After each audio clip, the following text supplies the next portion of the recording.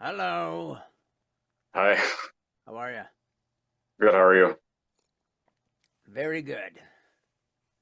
Good to see Th you. thank you for willing to do this. No worries. Should be fun. Just had So to I get. could just jump around with your career then. Yeah.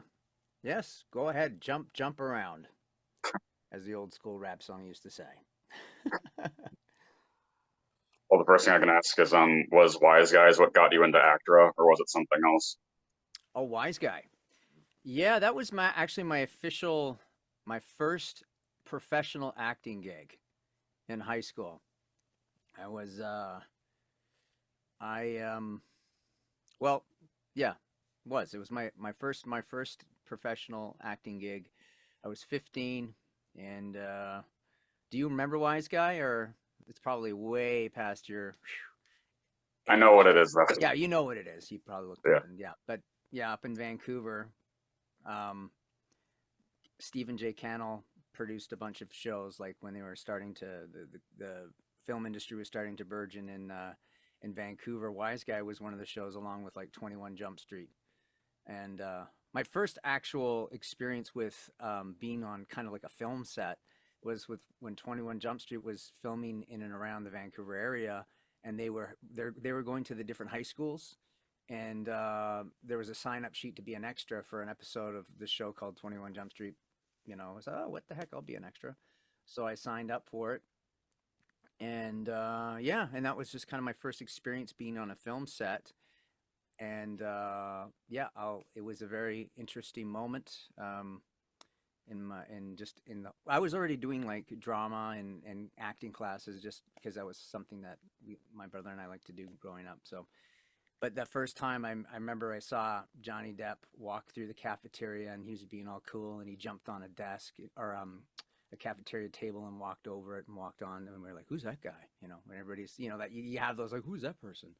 So we all know what he went on to do with his career, but that was kind of, and then I had a friend in high school who was already kind of ahead of the game. He was working for a theater company based mainly with youth, and he was with an agency. And I said, "Hey man, do you think maybe I could meet your agent?" And he said, "Sure, you can have an interview." So I interviewed with his agent, Carol Tarlington, and I got on, and that was my one of my first auditions was for Wise Guy, and I got it. I was Pizza Boy.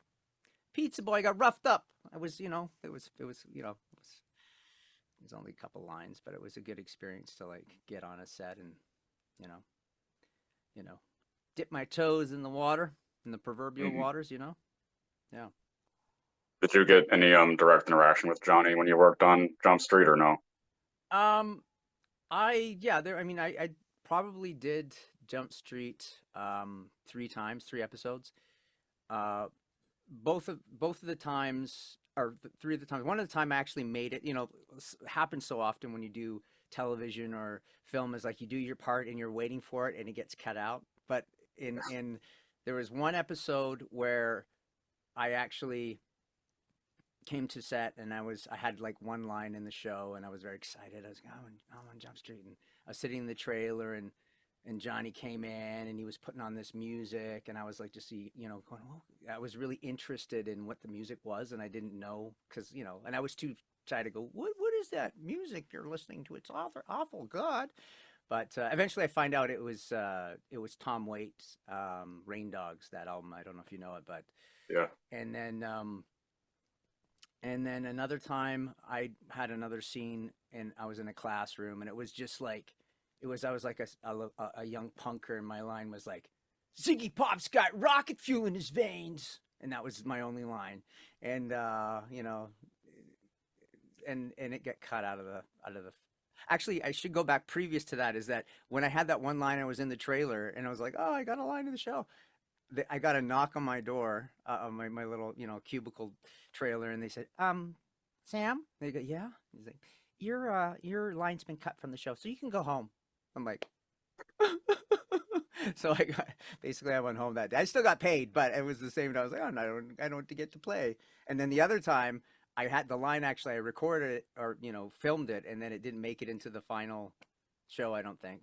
And then finally, I had one scene in Jump Street where it was like in a juvenile detention center for youth, and I was having this conflict with this other guy, and Johnny was kind of he took over the jail cell, and he was kind of like the guy that everyone went to with their problems, and he was trying to settle a dispute between me and this other dude, and that actually made it. So that was fun being on that set too. So yeah, there was some interaction, not a lot, but yeah. Did want to ask too what you remember about working on the TV movie Blind Man's Bluff. Blind Man's Bluff. Oh man, I don't even was I a taxi driver in that? I Yeah, think yeah, I was, and it was who's the lead dude in that? I can't remember. Robert Urich. Robert Urich, right? I honestly, man, that was just me being a taxi driver. Saying, where it was like it wasn't my like that's going way back too. It's like I just remember it was one of those roles like, hey, where to, sir? And he goes, "Da, and I go, okay, and I can't really. I think I was following a guy or something.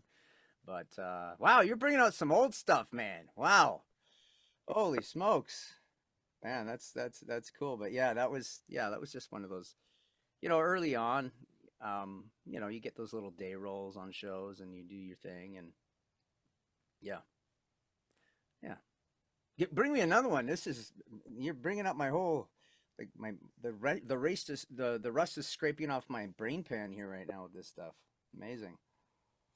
Well, I know this was in the early 2000s, but that wedding dress movie with Neil Patrick Harris and Tyne Daly. That's right. Yeah, that one was. I can't.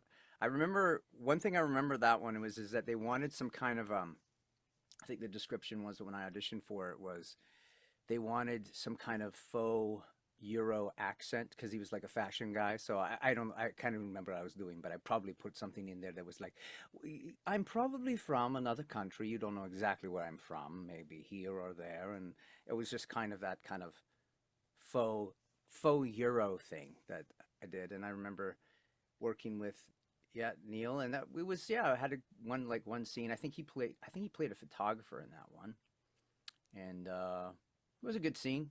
I remember we shot that down in a section of Yaletown in Vancouver, and had a good day on that. It was fun. Yeah. Are you the kind of person that gets starstruck with who you're working with too, or does that not really happen?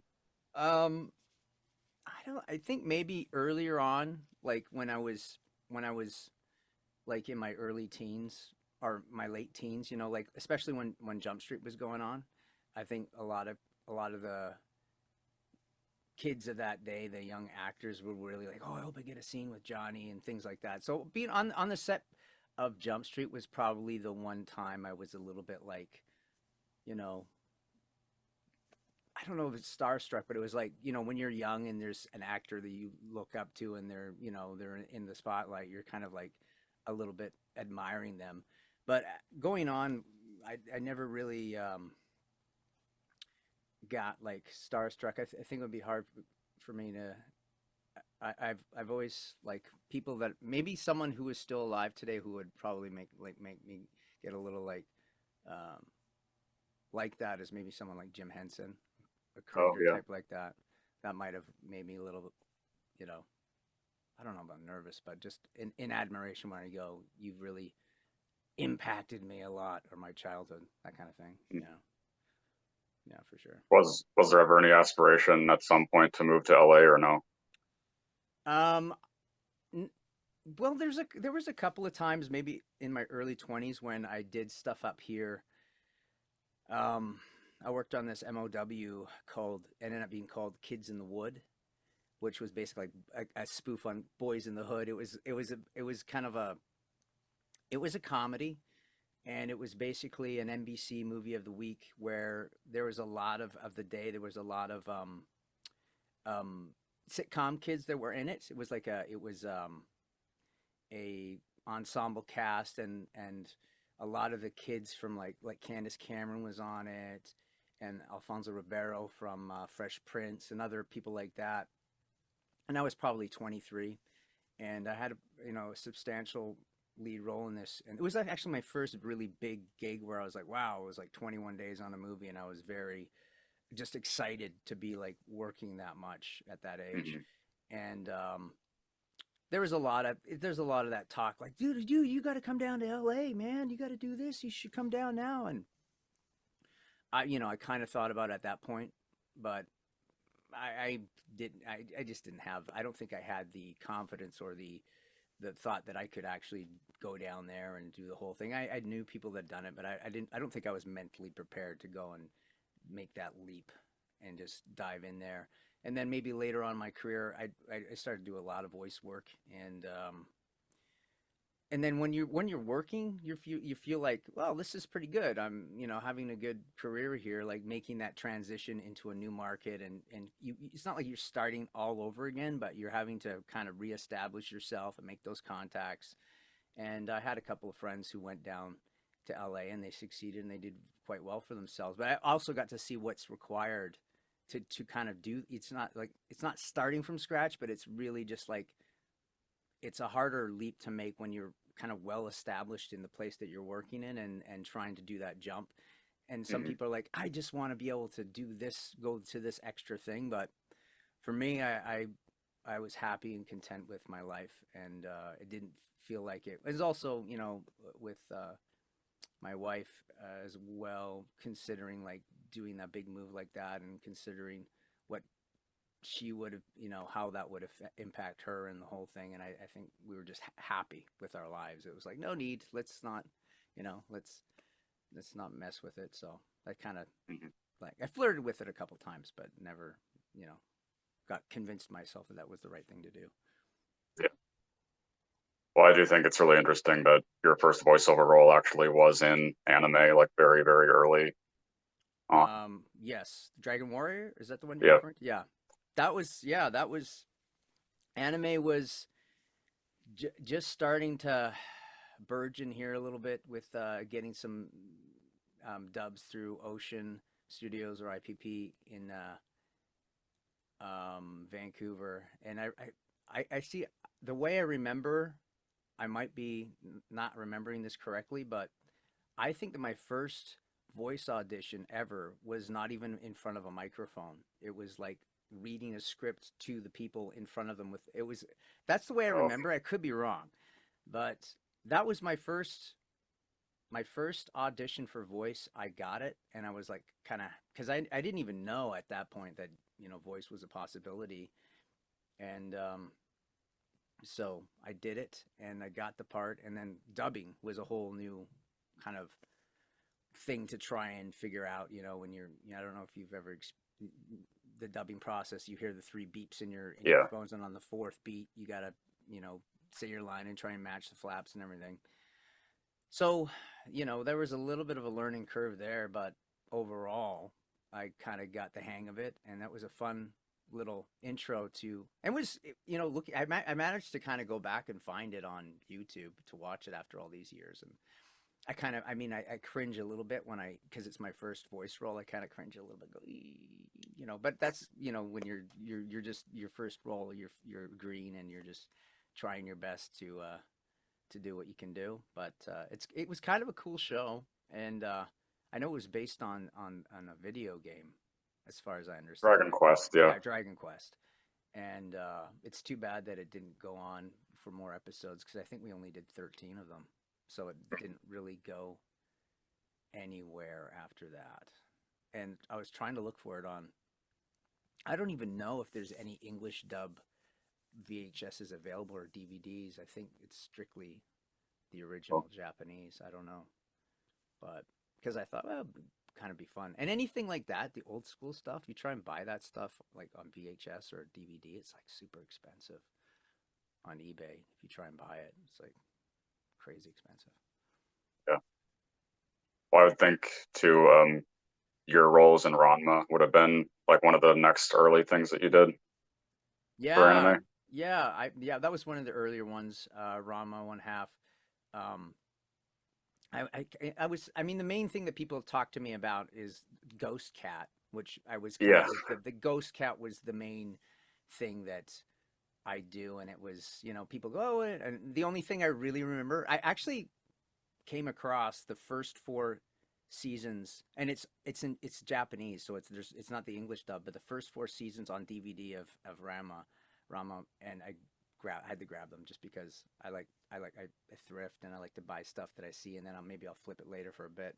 But I started watching it. I mean, the original Japanese, as you know, they change a lot of the original content for the North American audience. So I'm watching this stuff going, no, this did not make it into the North American version. Like there's just some stuff that did not, it wasn't gonna fly.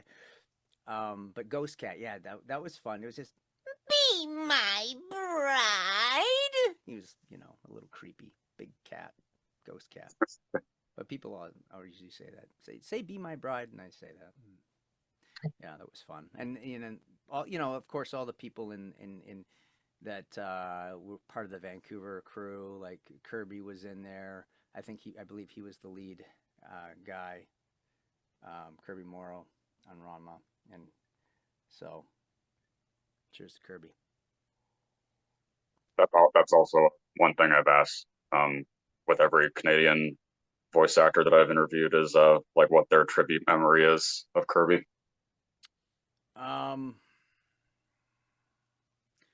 Well, Kirby was just he had a big heart. He was just like one of those guys that just like it was all from here. The way he expressed himself, and he really did have a very soft heart. Like he was very uh, he was just a good dude. And actually, I when he passed, I said I have to do something. I wrote a song. It was kind of based on Ninjago, like the character. Oh, The lyrics were kind of because that's what I was working on with him, and I kind of wrote this song, and my friend helped me produce it. I put it out for people to just. I think he had some place to put it out, and I just put it out there for people to listen to. And he was a good guy, and yeah, miss him a lot. But we had lots of because we were on so many different things together. We did.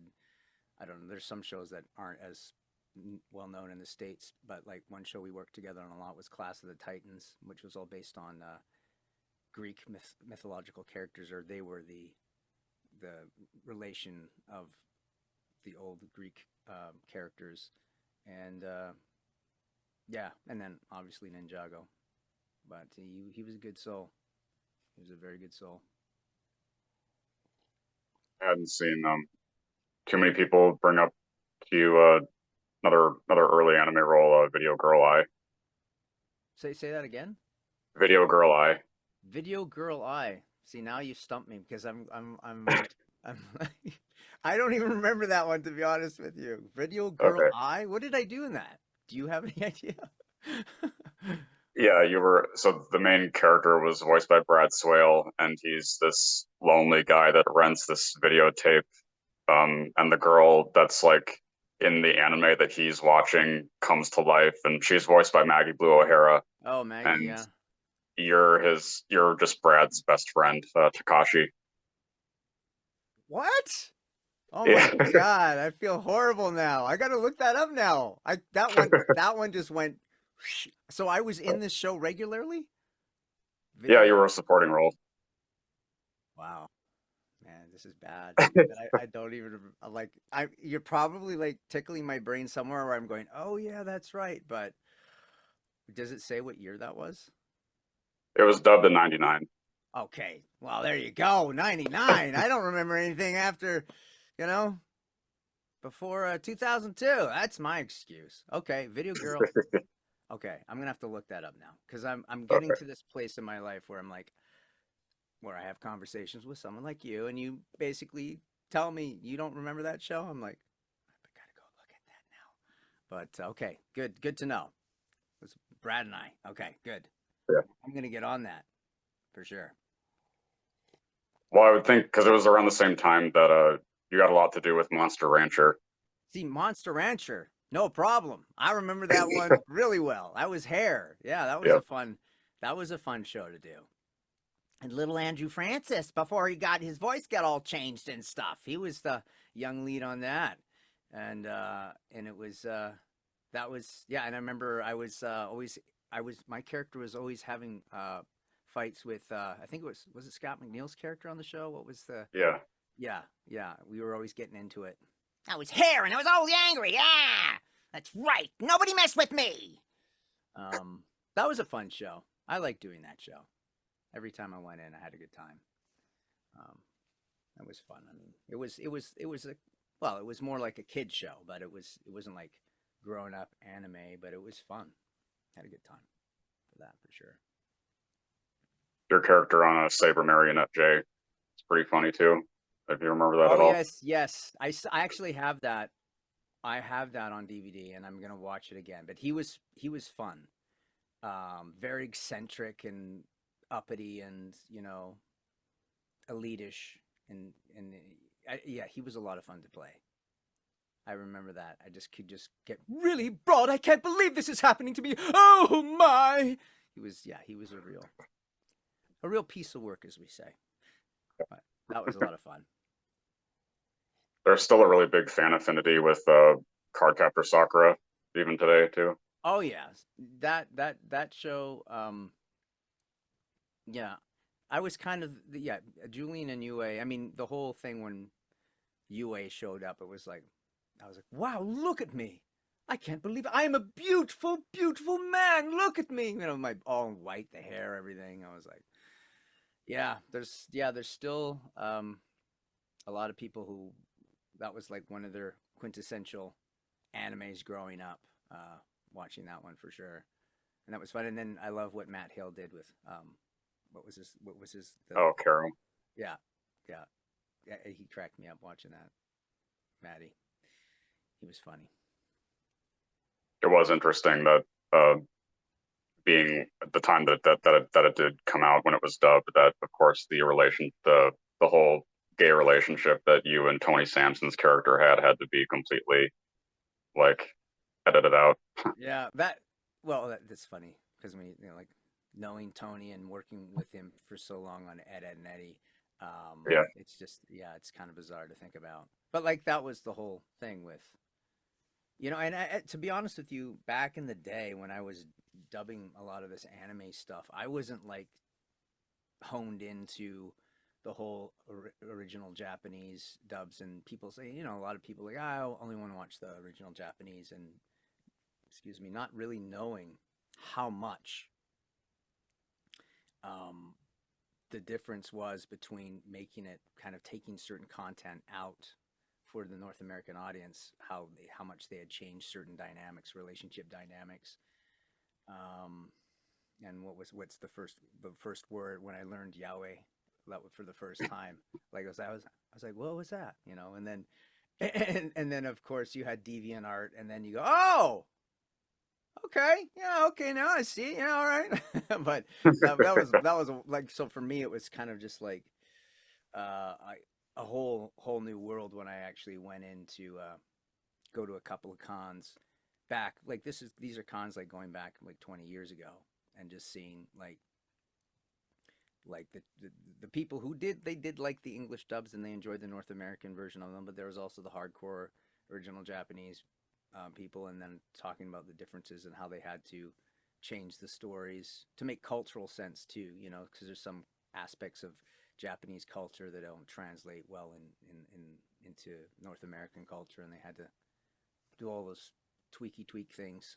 So yeah, but I slowly learned a bit more about it, and now it's much more prevalent. Like different things too.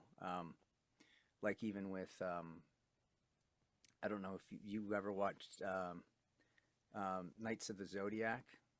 Oh yeah. Yeah, but like the Mexican version, the Latin dub, they basically kept so much of the stuff that didn't like apparently it never really hit in America apparently because they took too much stuff out, or they cut out a bunch of stuff or changed it too much, but it pretty much they kept all that stuff in Mexico, and it's huge in Mexico. Yep. Like the Spanish dub, the Latin dub in Mexico is huge. Like they love, that's one of their big shows. Not quite as big as like Dragon Ball, but it's up there for them for sure.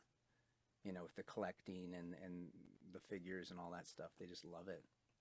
in like Central America, South America, Mexico. Anyways, I kind of want to tangent, but anyway.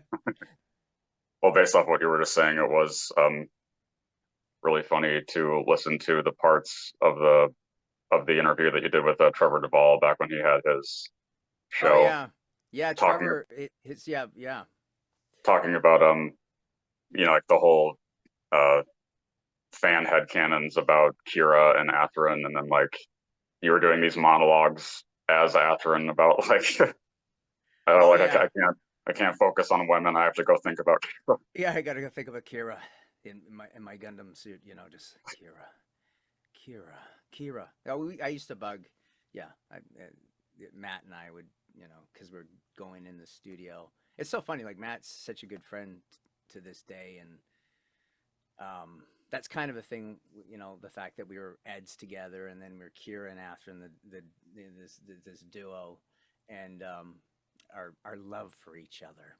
And it's kind of we kind of bug each other. How many times did you say my name when you went in today? But yeah, Gundam was that was a fun show for sure to do. I would think in terms of anime, do you probably have the most affinity with Athrun? Well, I think it's one of those things. It's like, what came first, the fan appreciation or you appreciating the show? Because when it was, I mean, there's still obviously people are still fans of that show, and they kind of grown up, but there's still like for them there's some like hardcore nostalgia for that show.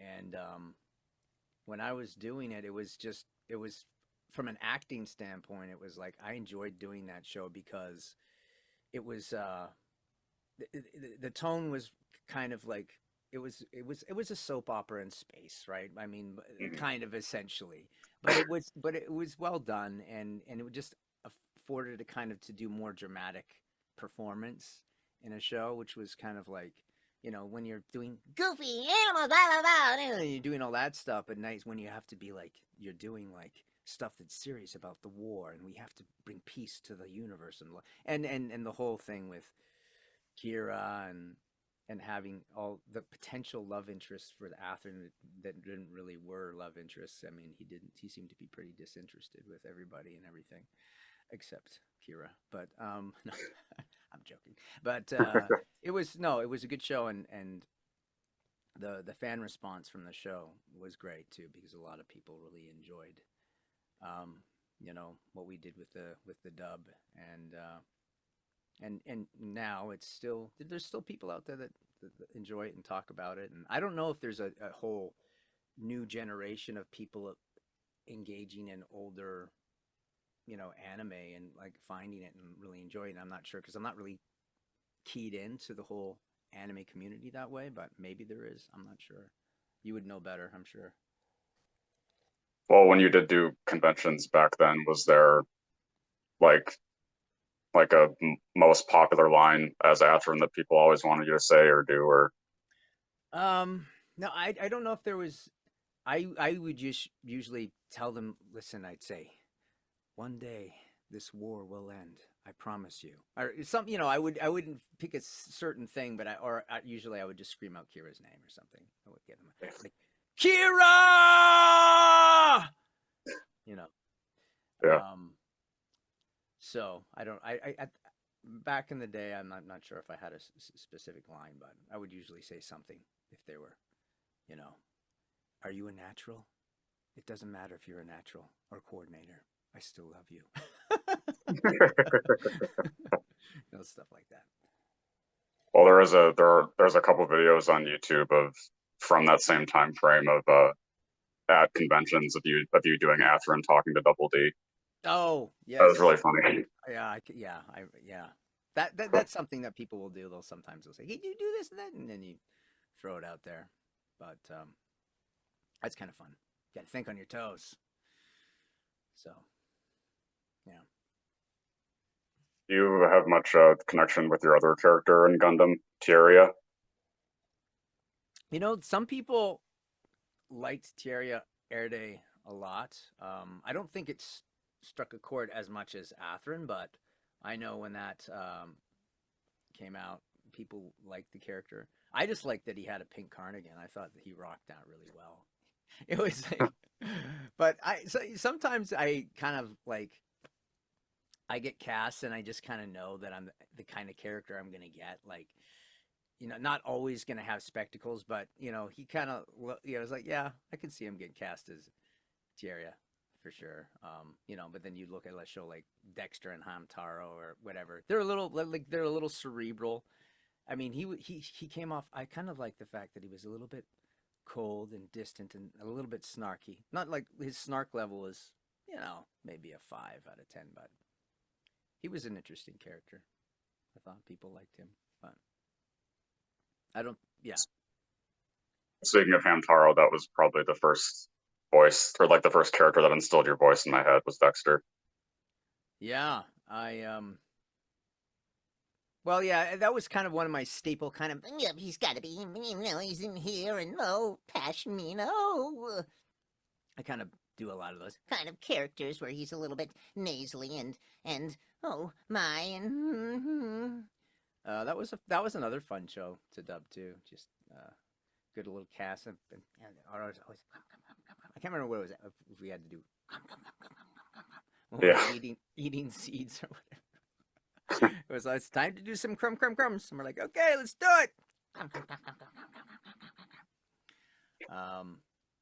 But yeah, and I actually, it's funny. I got actually I'll show you just because hold on, show stuff off. I got this sucker from a fan in Japan, just like cute. A few months ago, because Wow. I like stuffies, but for me it was like fan from Japan must have listened to the English dub and sent me this Dexter stuff. Yeah. And I was like, that's kind of cool.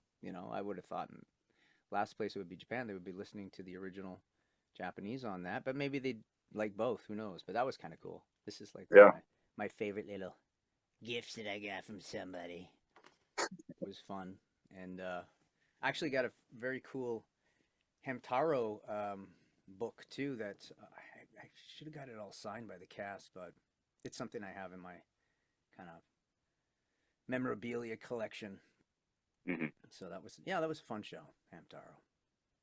I liked it. Well, vocally speaking too, not just for anime, but what do you think the case is where you've had to alter your voice the most significantly?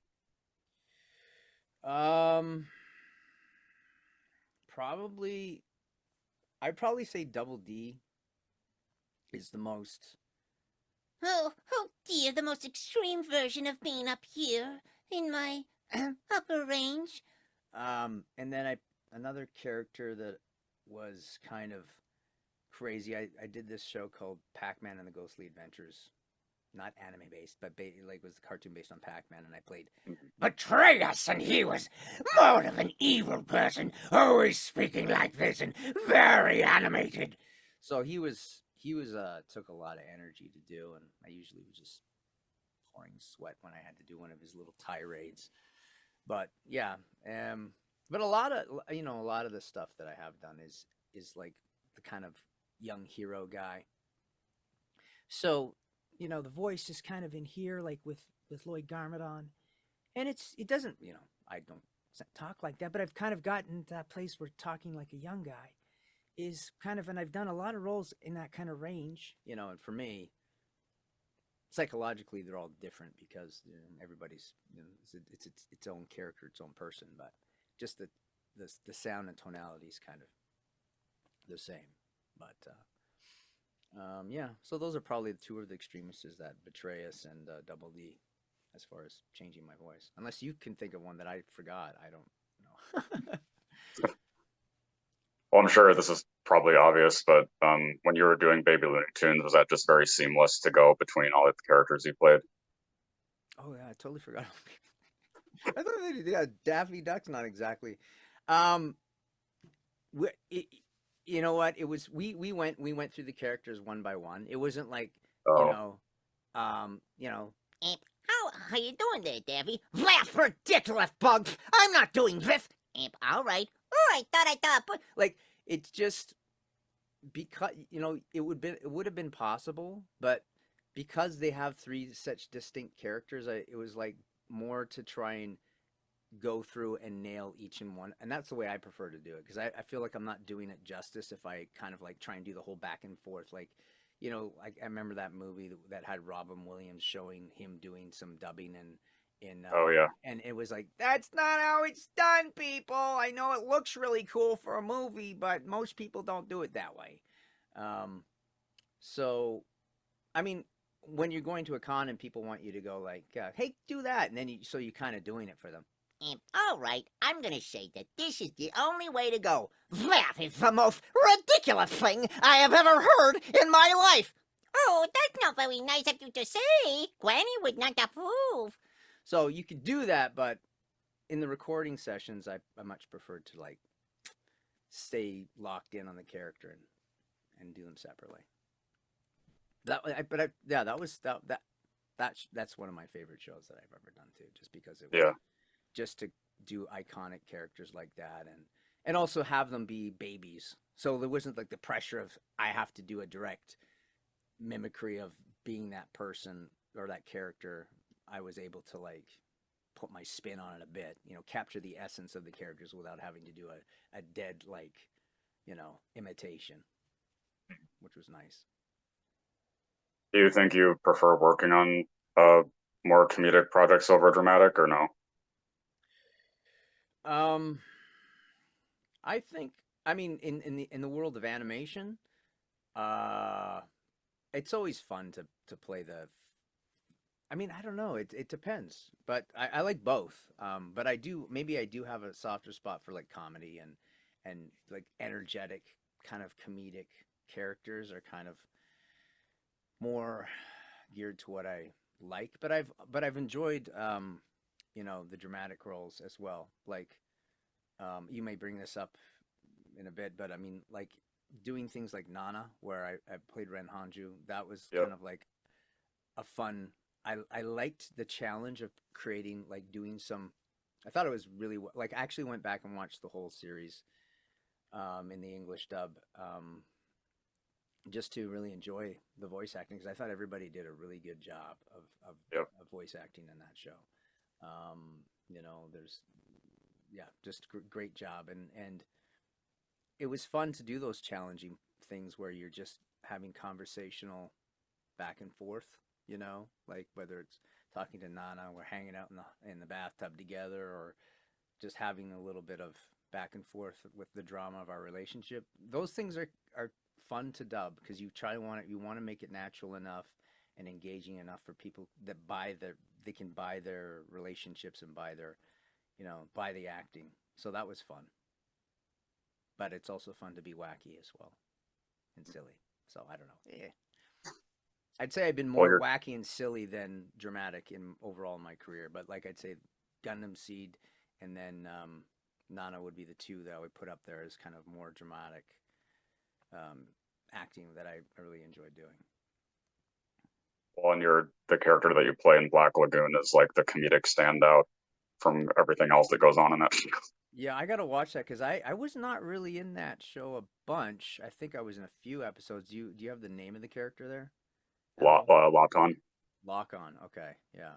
Well, that whole show was Marika's opportunity to stand out as a fabulous voice actress, and she did such a great job on that show, and she got to throw a bunch of F-bombs, which I think she enjoyed. I hope she gets out and meets the fans at some of the cons, because I know a lot of people still love Black Lagoon, and she did such a good job on that one. But yeah, the comedic standout, I'll have to look that up, because honestly, that's another one where I know I was on it, but I'm kind of not remembering very well what I did. But apparently, I was doing a comedic thing, so yeah, I'll have to do some. Got to get back to my research again. Do you remember anything about Kurozuka? Nobody ever talks about that show either. Say it again. Kurozuka. Kurozuka. How many episodes was there on that show? I think it was like only like 12 or 13. Yeah. No, I'm sorry. Okay. No. I'm surprised you haven't brought up one show I do remember that I enjoyed was Infinite Revius or Revius. Oh yeah, yep.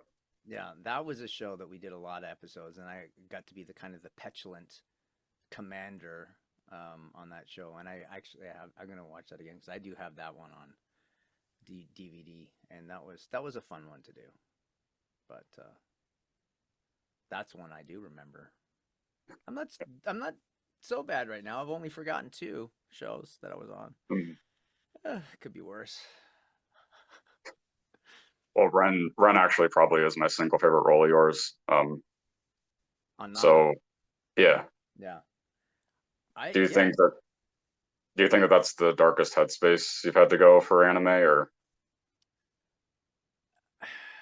Yeah, I don't think when I was doing it, to be honest, I wasn't like really. I know he got a little bit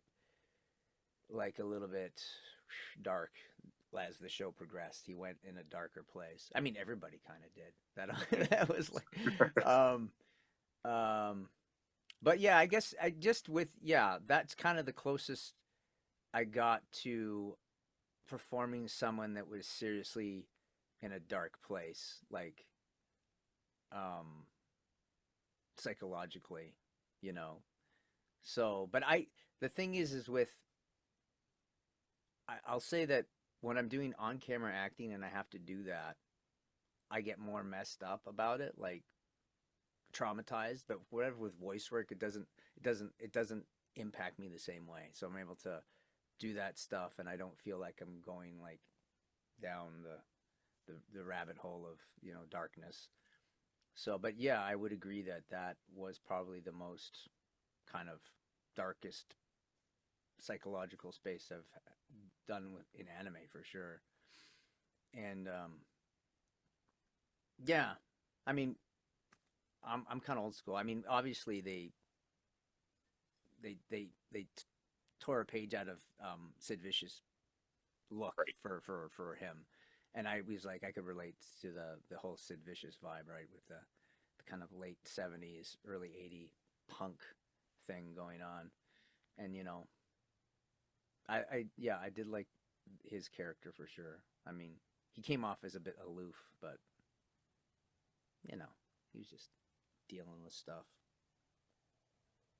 What did you think about his and Nana's relationship? Um, well, it's I kind of like understand the fact that Nana is trying to blaze her own path, and not wanting to live in the shadow of another person. So that was the main, conflict too, is like she's not going to play wifey very well, and that was just because she was, and that I think that happens a lot, like there's two people very talented um and have ambition to pursue their lives, and you can see that even in the modern day where it's just like it's not going to last that long, even if there's a deep love there, because someone's got to give up something, to make it work, and both of them weren't really willing to do that because and say why should they wanted to pursue their dreams, and but then they were like there'll never be another person like this person.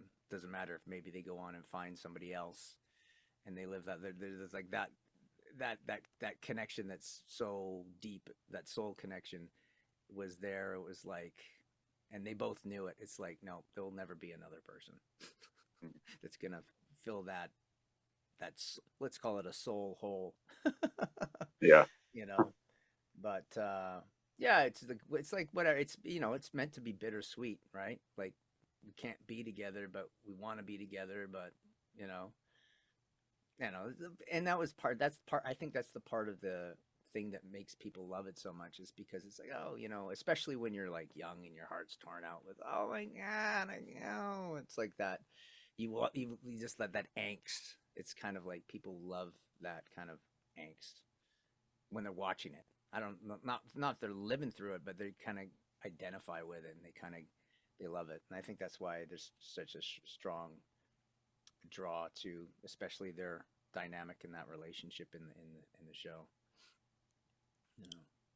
Was that more of just playing a character for you, or could you relate to very much about him? No, Ren's like 150 times cooler than I am, and so for me, it was like, I like on a relationship level, I would have like, he's his whole thing. I don't know if I ever uh, went through that kind of angst, but for me, it's like, oh, it's like, oh, it's you know it's cool to play a tortured soul and not be, and not, but I don't, I would never say that I was like, I could relate to him on that level. But as being an actor, it's fun to go there and you know, be that person. So, but no, no, he was way too cool for me, man. But it was fun to play him. I'm not sure if you're aware of what happens to his character, like after the anime ends, like where the manga continues. But No. okay, he ends up when he's driving on the way back to like reconcile with her, and he's decided what he like how he actually feels, and he ends up dying in a car crash. James Dean, baby. Yep. James Dean. That's, yeah. Well, that makes sense, right? I mean, yeah. That's kind of fitting. I mean, see, they have these like these kind of iconic characters, uh, and you just don't see them aging out. You don't see, Ren with the, you know, diddling on his guitar or his bass with the cigarette dangling on at age 80. It just doesn't make, you know, it's not that thing. It's like that James Dean thing, right? It's like in a blaze of glory, whatever, car accident was an accident. Did he do it on purpose? We don't really know.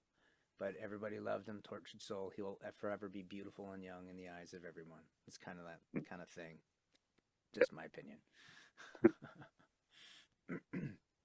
So I know one of the last anime that you had to have worked on was one of the newer Zoids series. Where I played Brad? That one? Or The little what's the the like short little green haired guy with glasses. Is that? Oh, him. Yeah. Yeah, What was the name of that one again? That wasn't that long ago. I mean, it was, but 4 years ago. Yeah. relative terms. That was, yeah, that was just, that's kind of in the wheelhouse character where he's like, I don't even remember what I did for that, to be honest with you. But I'm sure he was probably in here somewhere doing his thing, being young and geeky and uptight about something, you know. But going back to the other Zoids, I always forget if it's Zoids Fuser or what it was. But when I played Brad in the I don't know if you know that one, but that one I got to be cool again, which was nice. I had like cool, awesome '80s metal hair and like the ripped jean jacket and like whatever, the armband. Those are always fun characters to be, like the aloof Han Solo, I don't really care thing. That's always fun to play because they're always like 150 times cooler than me. But then in the cartoon, I get to be cool.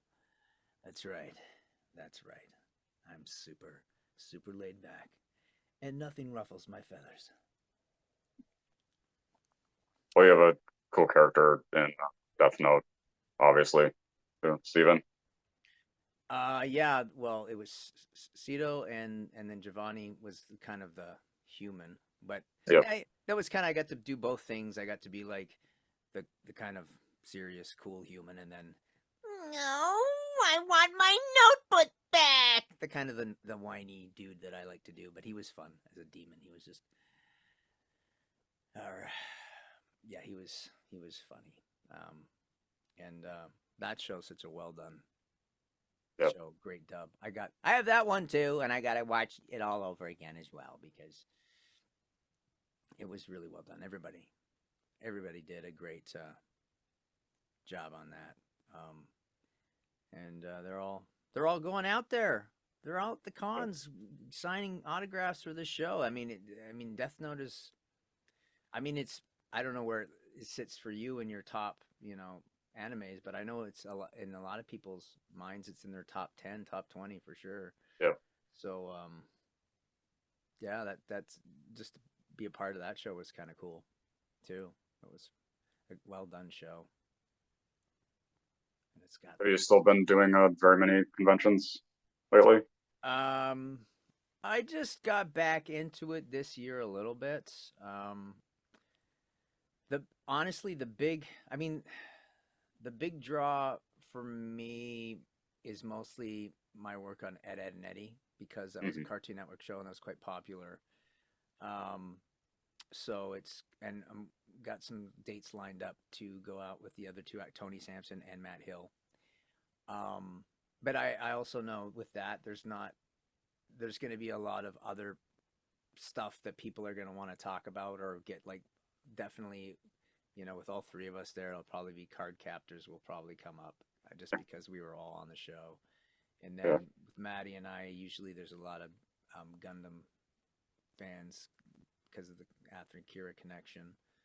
So yeah, it's I went out to one in Rhode Island in May, I think it was, and it was nice to see. There was a in the anime world, I got obviously the Athrun thing was there, but also got a couple of fans coming up about Nana, and they were young too, so there's still people, younger people are finding Nana still, like if they're into Yep. that show, they're like it still kind of resonates with. I think it resonates with a certain age too, right? Like that, it's a great, like was talking about, like if you're into like the drama of relationships and they can't be together and it's not working out and they're this stuff and really good dynamics there with young people who are just trying to figure out what's going on in this world and kind of screwing up things but making mistakes but trying to figure out relationships. That's such a good show to watch for that stuff, so I can see why younger people would be finding it again and watching it, which is cool. Yeah. And then also card captors, which people still have a soft spot for sure. And some Well, I'm sure. Hamtaro people out there. There's some Hamtaro people out there still that still like the hammy hams. Yep.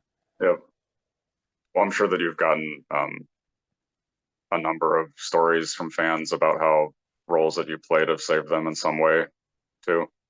I know a lot of people have their favorite show that comforts them.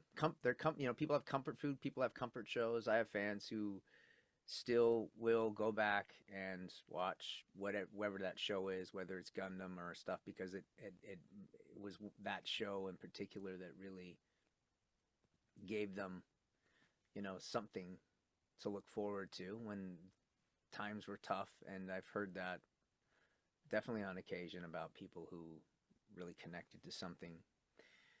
So I always like to hear that. It's always makes you feel good because you do feel like you have, some kind of impact on people in a positive way, which is nice to hear. You know, it's always nice to hear that. Um, yeah, even people who were struggling with illness, and the one thing that helped them get through their illness was, a show. Watching it just gave them, something to look forward to. That's always nice, too. Sure. Well, it does tie into what my final question always is Yeah. asking what do you want your legacy to be? Um, my legacy. Oh, I'm too young to have a legacy. I want to keep going for years and years and years. Um, I, I just, I would hope that I was just somebody who made you laugh, and also somebody who I try my best to respond and relate to people, and get back to them, and just I hope people just go, he was a real person. He wasn't like, uh, you know, he wasn't all uppity uppity. I try to, if people respect me, I want to give the respect back, and Yeah, I just hope people. Yeah, he was a real person. He was easy. He was easily relatable, and I could talk to him, and I enjoyed the work that he did. I mean, that's all. That's all really. Um, I hope because that's all you can hope for. I lost my brother maybe 5 years ago, just over 5 years ago, and he was an actor as well, and he did a lot of stuff in the industry on camera and voice work. Yeah, he was in Gundam Seed and other things, obviously. But you understand when somebody who's kind of your contemporary, he was like maybe 13 months younger than me, passes away when too soon, in my opinion. Um, I can see that he was really good to the people that enjoyed his work, always interacting with them, and just being a decent guy. So I just wanna live up to that as well. That's all I care about, is just being a decent human. And if I did some work that you enjoyed and made you feel better, that's great. And if you tell me that, I'm gonna say thank you. And that's pretty much it. That's pretty much it. Yeah. Well, thank you. I'm glad that we got to do this. Yeah. Thanks for inviting me on, and it's been a pleasure having this conversation. Good questions, and thanks for helping me remember a couple of shows that I'd forgotten. That's good too. Yeah. Hope you have a good rest of your day then. Yeah. All the best to you. Take care.